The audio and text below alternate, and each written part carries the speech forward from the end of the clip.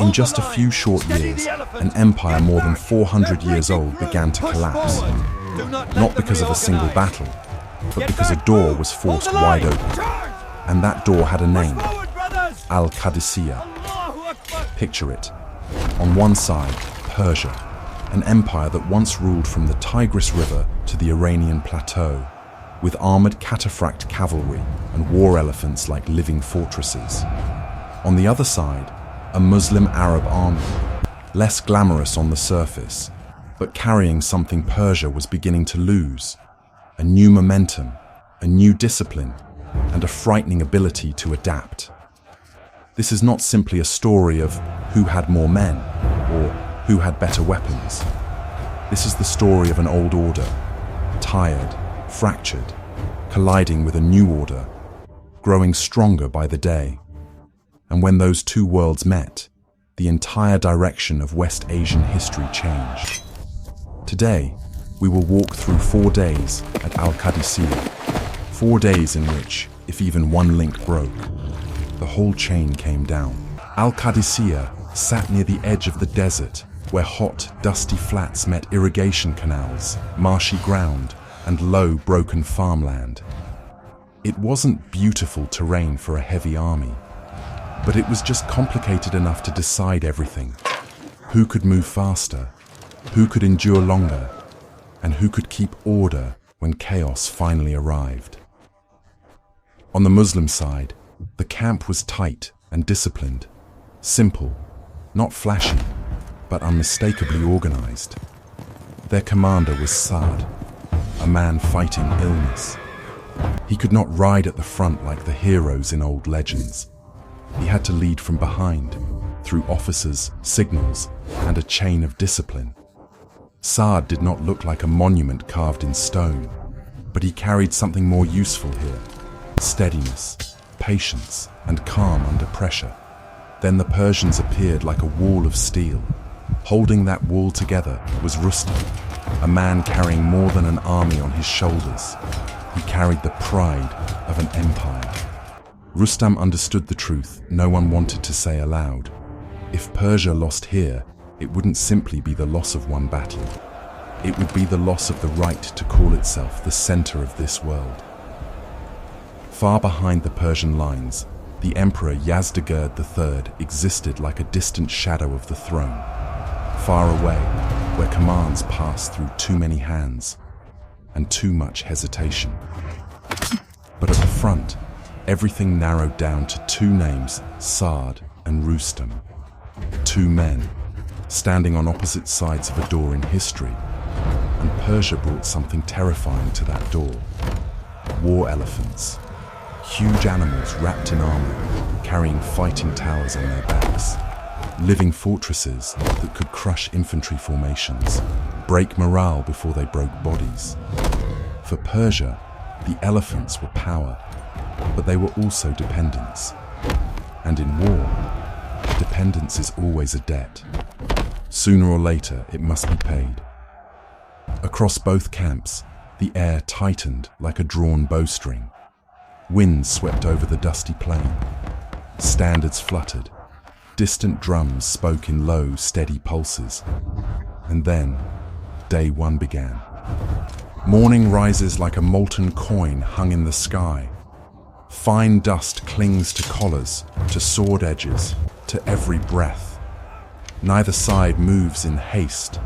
The first day of a battle is rarely meant to finish anything.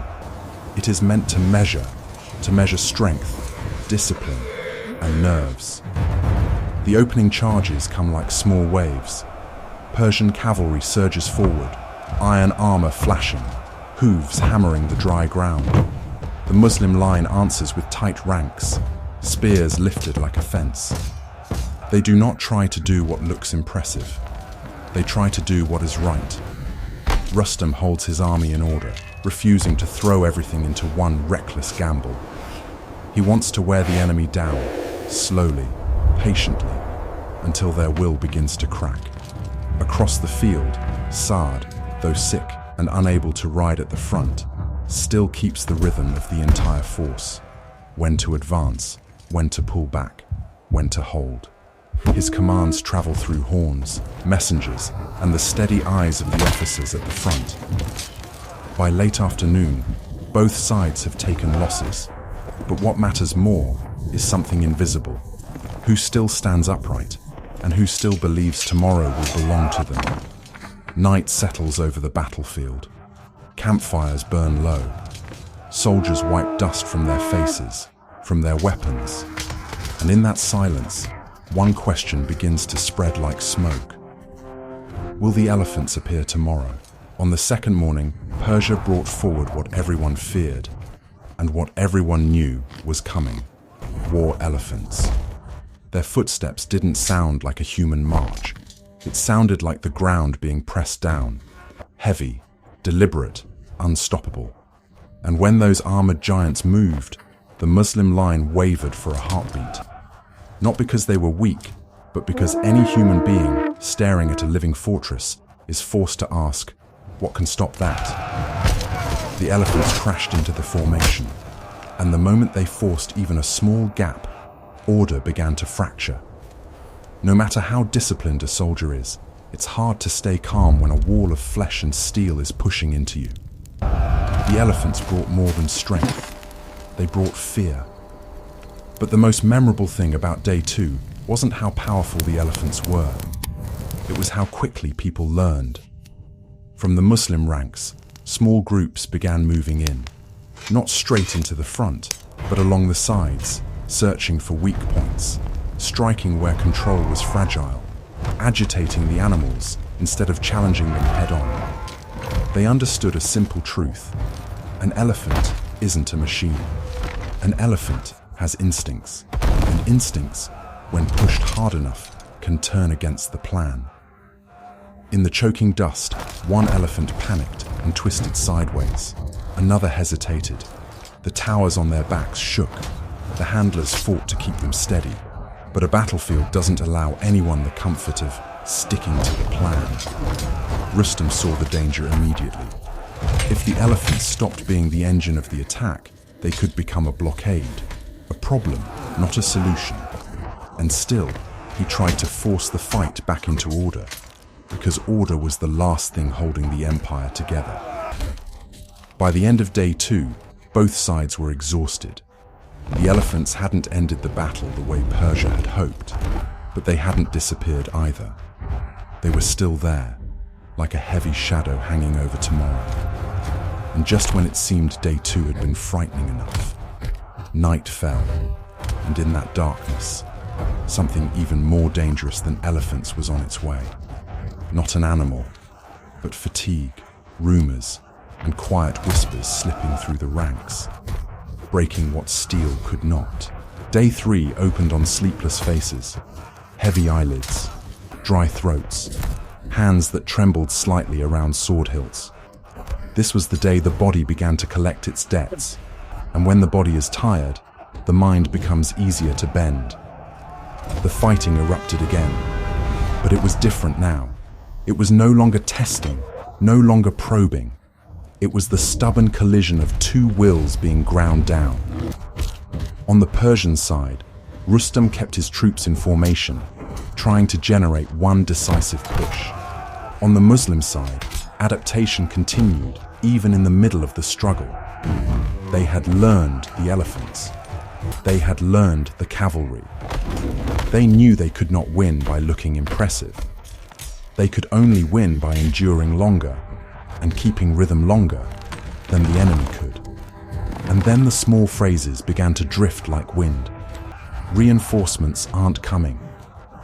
Men are slipping away. The road behind us is cut. Rumor doesn't have to be true. It only has to be strong enough to make a man turn his head. And the moment he turns is the moment a line opens. Rustam felt the pressure on him like a stone slab. The empire behind him was no longer whole. It was a structure already cracked, and he was trying to stand there as the pillar. But war shows no mercy to a pillar for long. By late afternoon, the battlefield became a painting of mud, blood, dust, and shouting. The living no longer fought for elegant tactics. They fought by survival instinct, and by the knowledge that if one section broke, the whole front would fold. And when night fell again, the biggest question was no longer, will the elephants attack? It was this: who still has enough order left to survive one more day? Because tomorrow, if just one man is lost, order will collapse like a wall of sand. The fourth day doesn't begin with cheers.